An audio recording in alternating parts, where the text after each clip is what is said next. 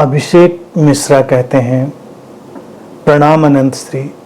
बुद्ध के मध्यम मार्ग न इधर न उधर बल्कि बीच में और आपके ध्यान सूत्र कृत्यों में 100% के अंतर संबंध को स्पष्ट करिए। अभिषेक, कृत्यों में 100% ही मध्य में होना है। 100% क्या होता है? 100% ये होता है कि हमने पूरा संतुलन पैदा कर दिया, जितना जरूरी था उतना कर दिया। 100% का मतलब, जैसे उदाहरण के लिए मैं अक्सर, तुम मान लीजिए चाय बनाने गए किचन में, तो 100% का मतलब क्या है चाय बनाने का? 100% अपने कृत्यों में होना।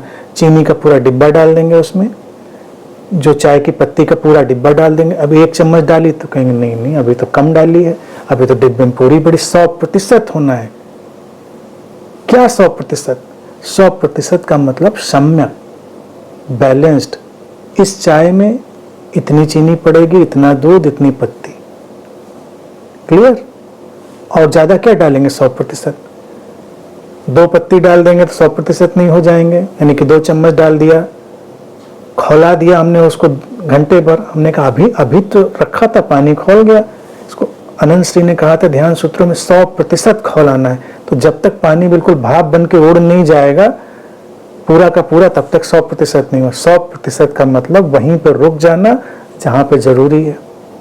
तो जैसे चाय बनाना इतना सिंपल सा एक्ट है और उसमें हम 100% को जानते हैं, बिल्कुल बैलेंस्ड, मध्यम मार्ग। तो मध्यम मार्ग का मतलब ये नहीं होता कुछ बचा लेना है। जैसे कई बार लोग लगता है मध्यम मार्ग का मतलब है भाई ज्यादा उधर नहीं जाएंगे, ज्यादा इधर नहीं जाएंगे, तो बिल्कुल 100% कैसे हो?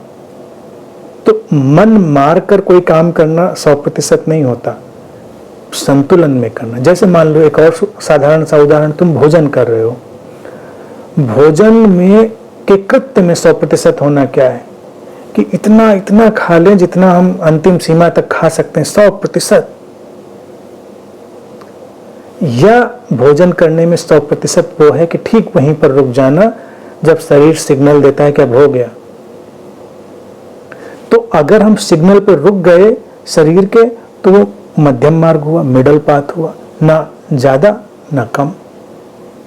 हमने भोजन शुरू किया, बिल्कुल हम शुरुआत में रुक गए तो अति हो गई। हम खाते ही चले गए, खाते ही चले गए। कई लोग तो अतीत में ऐसे ऐतिहासिक उदाहरण है कि तब तक खाते रहते थे जब तक उल्टियां ना हो जाए। कई राजे महाराजे ऐसे होते थे, उनको लगता था कि भोजन का तो फिर स्वाद लेना है, तो उनके यहाँ चिकित्सक रखे होते थे कि वो उनको उल्टी करा दें खाने के बाद में। ऐसे उदाहरण इतिहास में मिलते हैं।